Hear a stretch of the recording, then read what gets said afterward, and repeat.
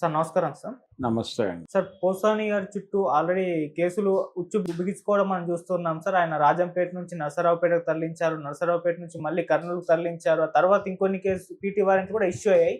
అక్కడికి కూడా తరలించేస్తారేమో అని చెప్పేసి ఒక అనుమానాలైతే వ్యక్తమయ్యాయి. అయితే ఇప్పుడు ఈయన తనపై నమోదైన కేసుల్ని క్వాష్ చేయాలని చెప్పేసి కోర్టుకెళ్లారు గదా! కోర్టులో ఆయనకు ఊరట లభించిందని చెప్పేసి వార్తలైతే వినిపిస్తున్నాయి. మరి తన మీద నమోదైన కేసుల్ని క్వాష్ చేశారా? లేకుంటే ఇది ఏ రకమైన ఊరట లభించింది? మరి ఏం జరిగే అవకాశం క్రాస్ ఉంది ఏం సార్ పోసాని విషయంలో? చేయలేదండి. క్రాస్ చేయటం అలాంటివి డెసిషన్స్ ఏం తీసుకోలేదు గానీ, హ్మ్. వాయిదా వేసింది కోర్టు. కాకపోతే ప్రస్తుతానికి ఈ షిఫ్టింగ్ ప్రోగ్రామ్ ఆపమని చెప్పింది. ఓకే. ఆపి విశాఖ, చిత్తూరు కేసుల్లో ఇప్పుడు ఆపండి అని చెప్పారు. అక్కడి వరకు అందినాయి అక్కడికి. ఇంకా ఉన్నాయి రెడీగా. ఇంకా వారెంట్స్ అంటే వాళ్ళకి అందిన తర్వాత కోర్టుకు సమర్పించడం జరుగుతుంది. కాబట్టి ప్రస్తుతానికి అందిన వరకు ఆపమని చెప్పారు. ఆపి వాటిని చూసి వెరిఫై చేస్తారు. అంటే ఒకటి పీటీ వారెంట్లో ఇమ్మీడియట్గా తీసుకెళ్ళి అక్కడ కోర్టులో హాజరుపరచాలని ఏం లేదు. వారెంటు అతను జైల్లో ఉన్నాడు అనే విషయం కర్నూలు జైల్లో ఉన్న ఆంధ్రప్రదేశ్ జైల్లో ఉన్నట్టే. ఈయన తీసుకెళ్ళి ఇప్పుడు అక్కడ పెట్టి రాజంపేటలో ఉండి అన్నీ ఎగ్జిక్యూట్ చేయవచ్చు. కానీ ఇబ్బంది పెట్టడం కోసం తీసుకెళ్తున్నారు అన్ని చోట్లకి.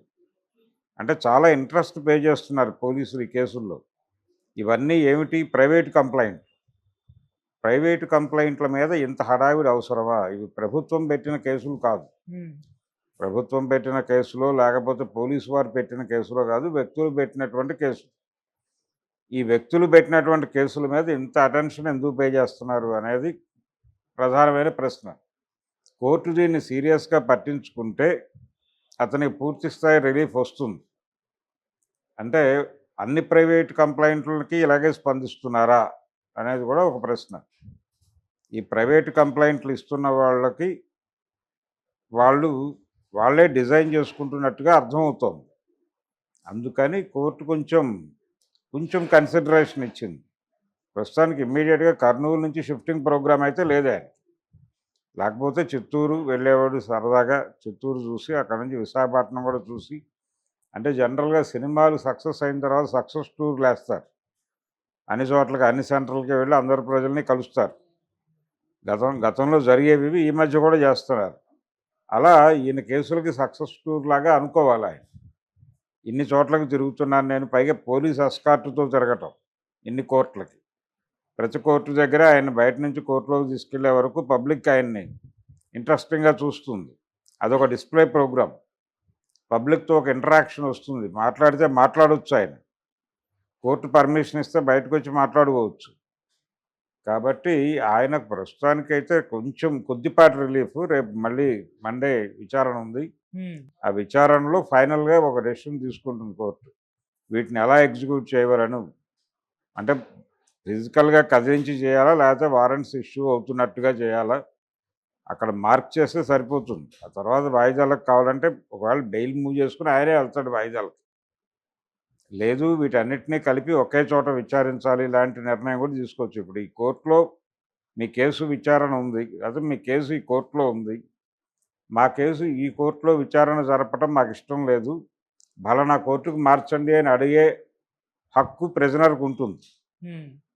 కాబట్టి అలా పిటిషన్లు వేసుకుని అన్నీ ఒక చోటకి తెచ్చుకుని కూడా చేసుకోవచ్చు ఆయన. ఓకే. ఆ ప్రయత్నాలు ఏవో లీగల్ ఎక్స్పర్ట్స్ ఉన్నారు ఆయనకి, వారు ఏదో అడ్వైజ్ చేస్తారు, ఆ మేరకు చేసుకుంటాడు. ప్రస్తుతానికి ఇమ్మీడియట్గా రెడీగా ఉన్నటువంటి 2 వారెంట్స్ అయితే ఆగినాయి. హ్మ్. సో ఆయన అక్కడే ఉంటాడు, కర్నూలులోనే ఉంటాడు. ఈ మండే డెసిషన్ వచ్చిన తర్వాత దాన్ని బట్టి భవిష్యత్తు కార్యాచరణ డిసైడ్ అవుతుంది. ఓకే. సార్ ఇప్పుడు ఈయన బెయిలు అన్ని కేసుల్లో 17 కేసులు అని అంటున్నారు గదా! వీటన్నిటికి బెయిల్ రావాలా? లేకుంటే కంప్లీట్‌గా ఒకసారి వస్తే సరిపోయి బయటకొచ్చే అవకాశం ఉందంట. ఇన్ని కేసుల్లో బెయిల్ రావాలంటే ఆయన ఇప్పట్లో బయటకి రారు. సంవత్సరాల పాటు ఉండాలని కూడా అంటున్నారు. అన్ని కోర్టుల్లోనూ బెయిల్ మూవ్ చేసుకోవాలి. అన్ని కోర్టుల్లోనూ ఒకేసారి బెయిల్ మూవ్ చేసుకుంటారు. హ్మ్. ఒక లాయర్కి అన్ని ఊళ్ళల్లోనూ కాంట్రాక్ట్స్ ఉంటాయి. సో ఆయా ఊళ్ళల్లో ఉన్నటువంటి ఆఫీసుల వాళ్ళు ఒకే రోజు వెళ్ళి బెయిల్ వేస్తారు. అన్ని చోట్ల ఒకే రోజు బెయిల్ రావచ్చు. హ్మ్. వచ్చిన వెంటనే అన్ని చోట్ల షూరిటీలను సబ్మిట్ చేసుకుంటారు. షూరిటీలు అంటే గతంలో లాగా ప్రాపర్టీ షూరిటీలు ఏమి అడగటం లేదు, ఇప్పుడు క్యాష్ షూరిటీలే అడుగుతున్నారు. కాబట్టి ఆ లోకల్గా ఎవరో ఒకళ్ళ పేరుతో 2 బాండ్స్ తీసుకుని ఎగ్జిక్యూట్ చేయటమే. ఈ కేసు తేలిన తర్వాత ఆ బాండ్స్ రిలీజ్ చేస్తారు. కాబట్టి ఆ బాండ్స్ తీసుకునే ప్రొసీజర్ కాబట్టి సేమ్ డే అయిపోతుంది. బెయిల్ వచ్చిన రోజే జామీందారులను ప్రొడ్యూస్ చేసి బయటకు తెచ్చేస్తారు.